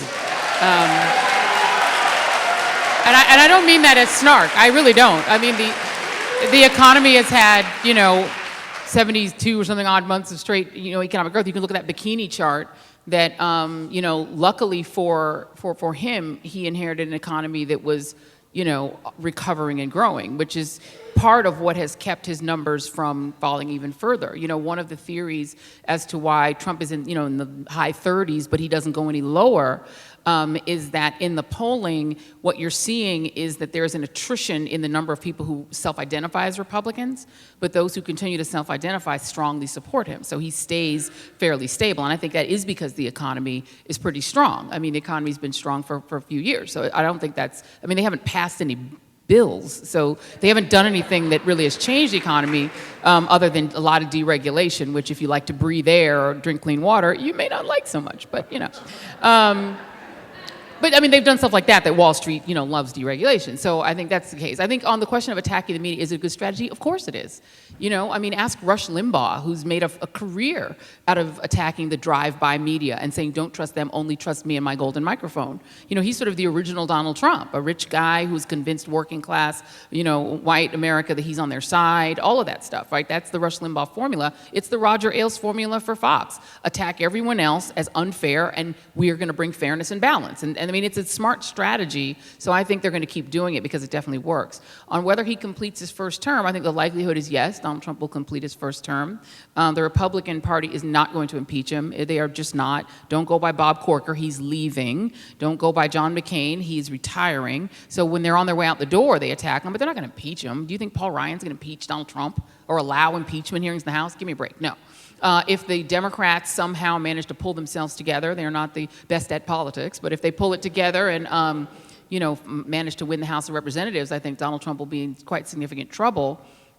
But I think even then, it's much more likely that even if impeachment were to happen, it would drag out over a long time, right? Politically, it's better to drag him limping into 2020 than to, put Mike Pence in there and have some semblance of what looks like stability. So I think just from a political point of view, whatever happens to him is going to happen until 2020. Yeah.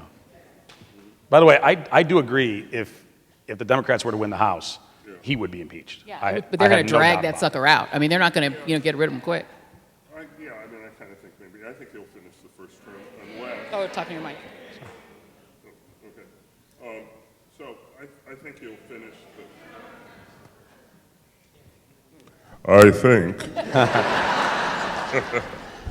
No, I think he'll finish the first term unless Mueller. What can I say? But there's a possibility in that investigation, and really only that investigation, that he'll find something that is perhaps not deemed actionable by Paul Ryan, but that implicates the family business, the Kushner family business, other businesses in a way that it seems to make sense for the president to declare victory and leave. But that's a way long shot. I don't think it'll happen. I'm having a little bit of trouble seeing how we come out of this as a whole, how we get our act back together. And from the journalist perspective, this kind of goes to the heart of what Vicki was saying. This is all working, this idea of don't believe anything you hear about me, which is kind of, what a rambunctious teenager would try with his parents. But we have a poll that just came out last week that showed us 46% of Americans believe that the mainstream media just makes stuff up, which is astonishing to me because I think about what it would take for me to just invent a story out of whole cloth and get it on the air. It would take so many co-conspirators and all kinds of breaches of the normal standards and practices that we have. But I guess that's the question, is how do we go about repairing this notion that Steve's right, a big part of this is that there's this impression that we got it all wrong during the election. Yeah. I'm not sure that the pollsters got it as wrong as it looked.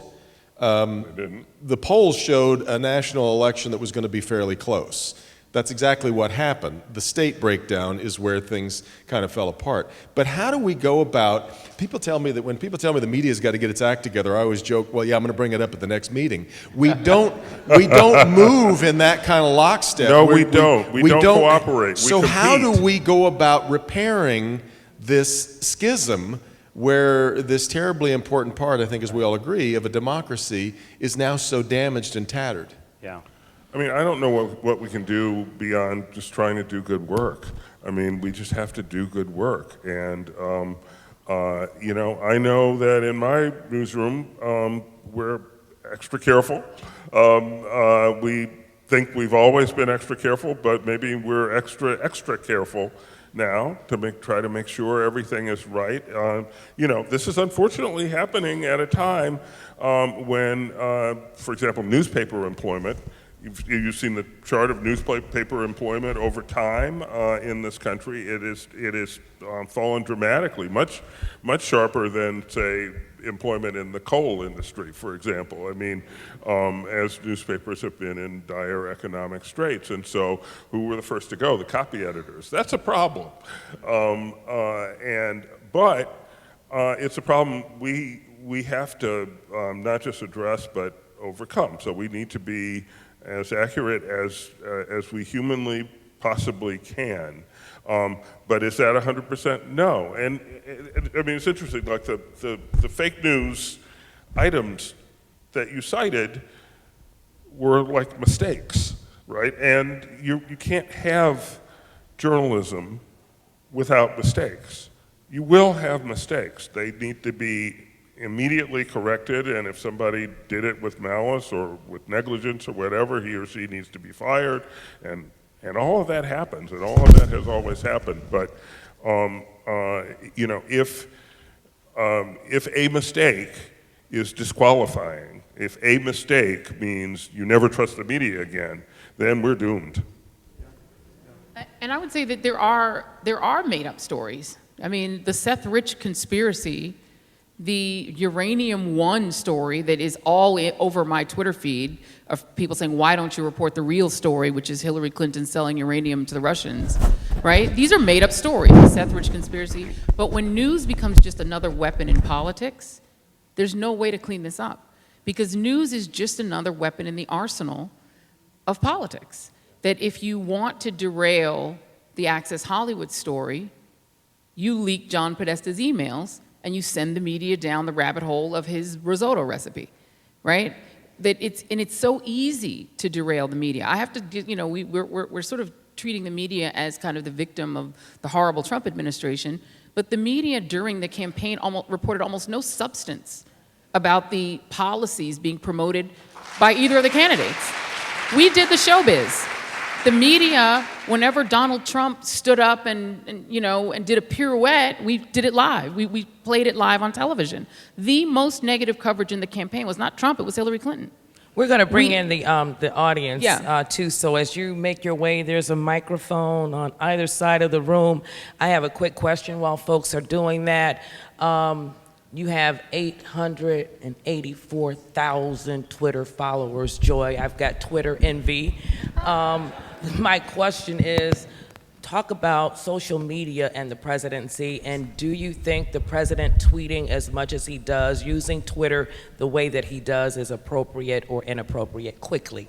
I think it's completely inappropriate. I think if I were a foreign spy or an intelligence agency, it would be a gold mine. You know exactly what he's thinking. Normally they have to insert spies into the West Wing in order to find out what's in the psyche of the president. We find out every morning when he wakes up and tweets. I think it's a horror, but he's a showbiz president. He isn't going to stop doing it. No, he's certainly not going to stop, and I don't think he should. He needs the chance to speak unfiltered to the people. He would not be president if it weren't for Twitter. And I don't think he'll be an effective president without Twitter, because the gatekeepers, again, I just don't believe are fair, and they're too adversarial. So he has to go above and around them and speak directly to the people. Now, are his tweets sometimes problematic? Of course. I will tell you, as a surrogate, I would wake up, first thing, check his Twitter, and sometimes I say, ugh, all right, this is going to be a hard one to explain. But more transparency from our president and our leaders in general. I think more transparency is better than less, and this president has used that medium like an absolute master.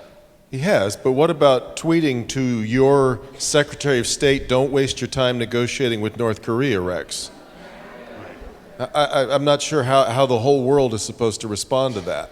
I mean, you're right, it's been masterful, and he's not going to change what has worked for him, right. But it's also dangerous, isn't it? That one perplexed me. I don't know what he was after there. Okay. I'm assuming, though, one thing I know about Trump, and I don't know him well, but I do know him, is there's method to the madness. You know, when it seems like he's shooting from the hip, he is not. It's extremely strategic. Now, you may disagree with it, but I'm just telling you that something was going on there. He was after something. I don't know what that was, but it wasn't. He doesn't just fly off the handle, I think, the way it's alleged by the mainstream media. It's very calculated. Okay. Yeah. Let's start over here. Okay. And we've got about 20 minutes left, so we'll try and go through these as quickly as we can. Hi, Rochelle Riley from the Detroit Free Press. Hi, Joy. Hey, Rochelle. Yes or no, Mr. Cortez, are you and other Trump supporters bothered by the hundreds of lies, and do you think the president can start World War III? And what do you want we, the media, to do about it? I'm sorry, I didn't hear the first part of it.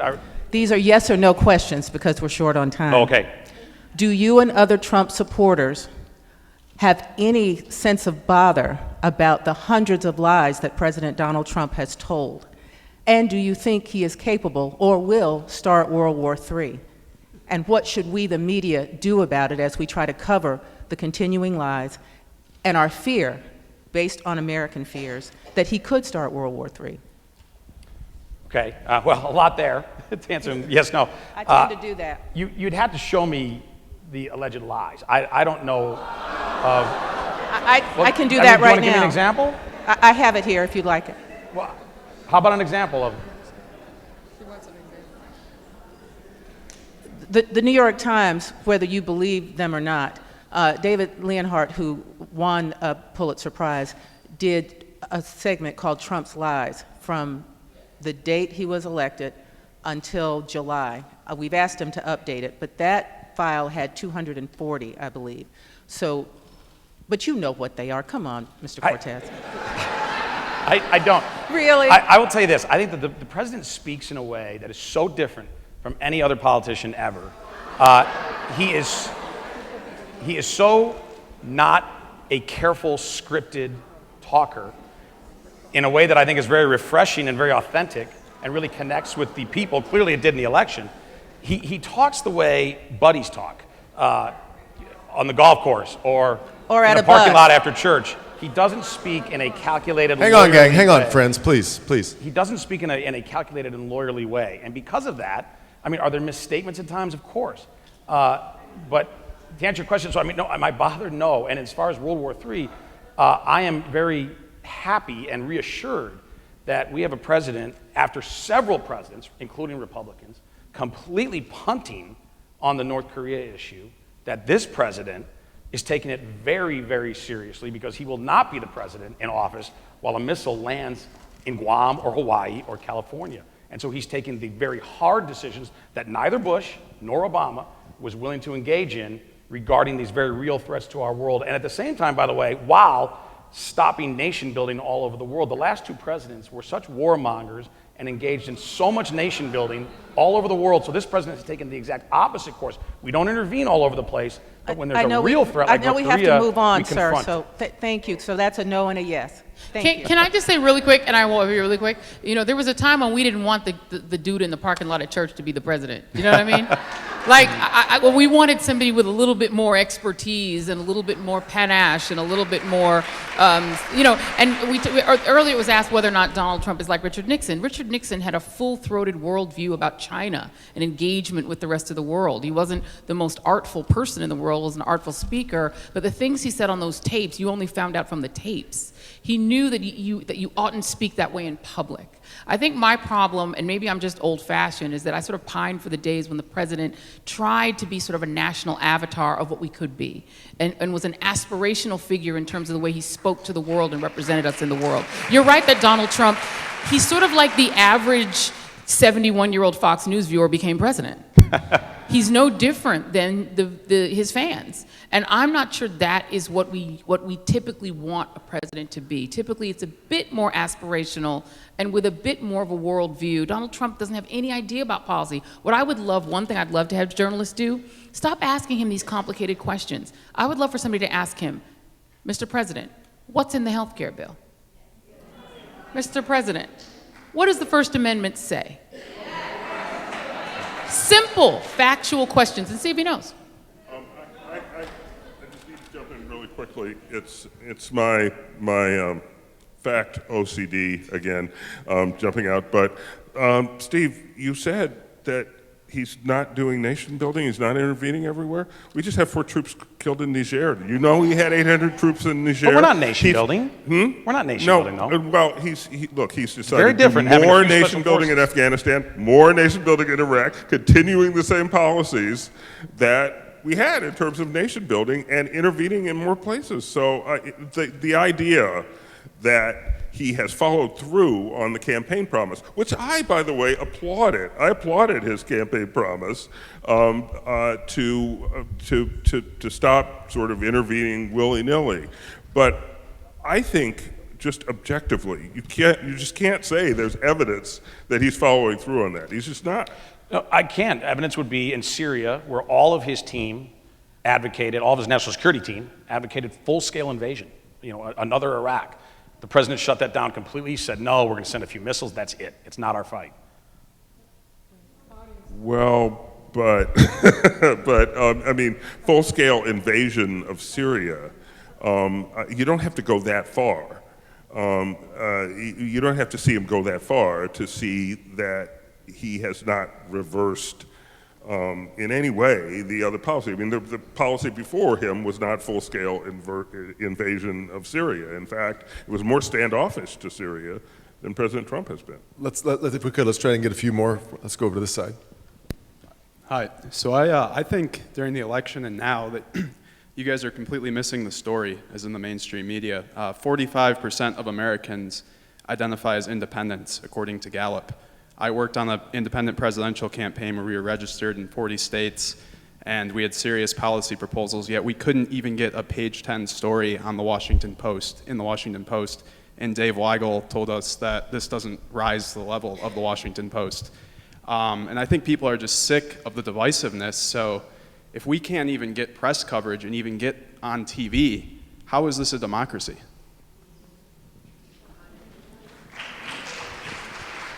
So Jill Stein got 200,000 votes or something like that in Wisconsin, and in Michigan, right, where Hillary Clinton lost by like 10,000 votes. I think she managed to get enough people to vote for her. It probably tipped the election in a couple of states. So I think she did all right by herself that way. This is a country that even when there were the Democratic Republicans, that party used to exist, when there were Whigs, The system here is built for two parties to compete. This is the way the American system was built. We're not a parliamentary democracy. We're not a country where a small party can get a few seats in parliament. No matter what the parties are called and what they've been named, it's been a two-party system. When there's been a significant third-party candidacy, they've normally just tipped the election to one of the two major parties. It's just the way it is. So the idea that the United States is going to cover the, hundreds of small independent political parties in the country, news organizations don't have the resources to do that. There are hundreds of political parties. In Florida, there's a thing called the Weed Party. We don't have time to cover the Weed Party. We don't have the resources. One of the two parties the President of the United States will either be a Democrat or a Republican. That is what's going to happen. Now, there are some times when there's a third-party candidate of great significance. Gary Johnson got covered. You know what he did with that coverage? He made it clear that he didn't know what Aleppo was. I agree. Gary Johnson was an idiot. We weren't. I worked for Larry. But you don't want to cover him, but he was a. I worked for Larry Kotlikoff. He was an economist who had very serious policy proposals, and it's not true that there's hundreds of parties. There are. But they're not registered in states. They don't actually have ballot access. They're not registered as write-ins. We were one of only 6 or 7 candidates that was actually registered in enough states to gain enough electors. And that had this percentage chance of being president of the United States. Because you wouldn't give us a chance. All right, we're going to move on to the next question. Gary Johnson got covered. He had 0% chance of being president. Let's go to this side of the room, please. Thank you. Lucinda Kiles, referring to the comments that you made about Trump not being a racist and also about he's being for the working people, I would just like to say that we only have to look at the white male billionaire and millionaire cabinet to know where Donald Trump is coming from. And if you look at the worker issues, he started day one by withdrawing things that President Obama tried, for example, to take away the low salary cap that made a lot of workers not be able to get paid for overtime. That was one of his first actions in office, was to take that back. And if you follow what he's done to workers, federal workers and workers all over this country, he's not for the working people, and we know that. And I don't see how you can stand there if you look at his tax proposals and see where that money's going if they pass. It's certainly not going to the middle class or the working class. All right, so did you want to respond to that or no? No, I would just say slow growth, which we've had for a decade now in this country, slow growth always hurts the working class the most. Again, if you own assets, this has been a wonderful economy for a very long time, if you own real estate and stocks. Very few minorities, and that's a shame, I hope that changes, but very few minorities are the owners of assets. Overwhelmingly, we are working class people, wage earners. Wage earners have had a miserable time, I would argue, largely because of globalism, terrible trade deals, and uncontrolled illegal immigration, competing in the labor market with a lot of middle and lower income folks. Donald Trump is offering remedies to all of those problems, which will accelerate the earnings and prosperity of working class people, including Hispanics and blacks. I would just say very quickly that the idea of unlawful migration, a lot of it is concentrated in the agricultural sector.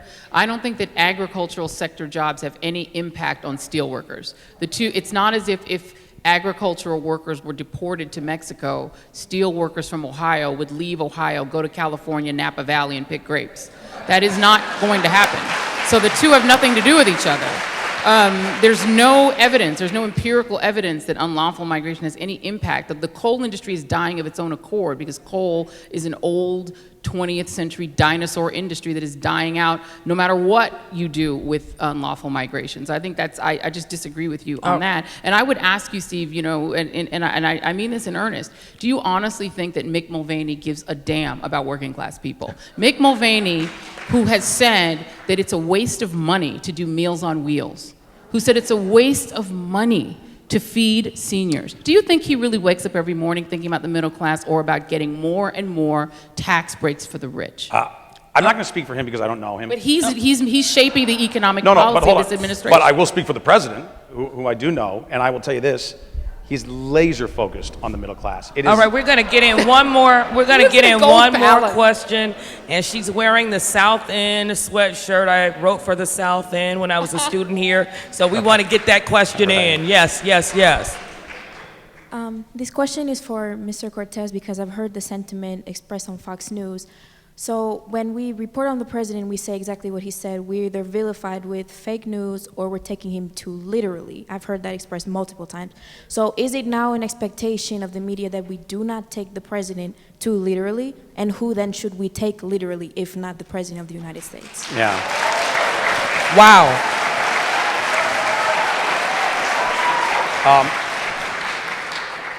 No, listen, I said this many times during the campaign that the American people took Trump seriously, but not literally.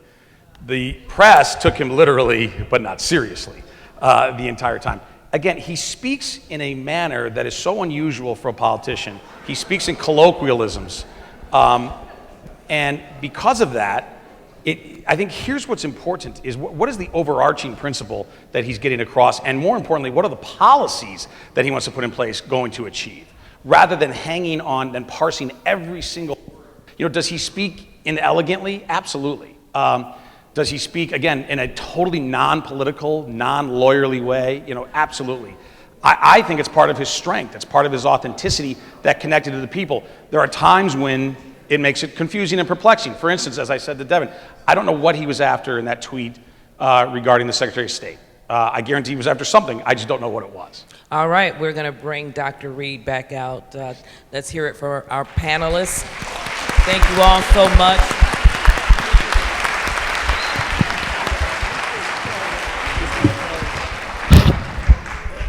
Devin and Vicki, thank you very much. You've done a masterful job of asking questions yourselves. Thank you. Steve, Eugene, and Joy, you have had some challenging moments here, Steve, but hopefully you've had what you think has been a fair treatment.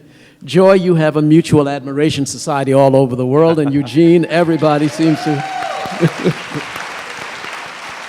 Eugene, I thought it was just the chairman of the board who was proposing to you, but I think you've got some other people in here too who are trying to take you on. But in all seriousness, this has been one of the most intellectually stimulating programs that we've done in the 10 years of this program, the Forum on Contemporary Issues in Society. And I thank you all for your seriousness about this and your preparation for it. I wish to invite all of you who are here today to join us for the last and the first part of the 10th anniversary ceremony, and that is a celebration, and that is Michael Eric Dyson. You have all talked to him. Steve, Joy, and Eugene, you're invited to come back and just sit and relax in the audience with us then, if you would like. But that promises, that's on November 16th. And we would like to invite you all to please join us at that time. And ladies and gentlemen, I would like to thank you again for being here today and for being such a good audience. Have a good afternoon. Thank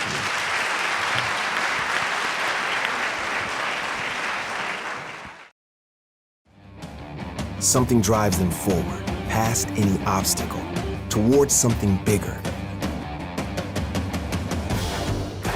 Maybe they weren't born with a silver spoon, but they were born with a purpose.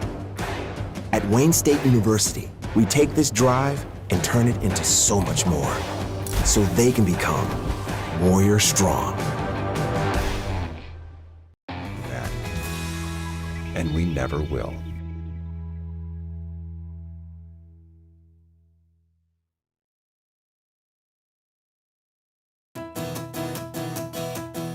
There isn't one time in 150 years that we ever forgot why we're here. Not once in 150 years did we ever lose sight of how this all came to be. We are here to save lives. We're here to cure disease, to mold the best doctors, nurses, pharmacists, social workers, and scientists in the world. It's what we've done since our founding in 1868. It's what we did when we performed the first successful open heart surgery. And just like the docs who founded this university, we remember why we joined this great enterprise, why we became doctors, nurses, and scientists. Not for the fame, not for the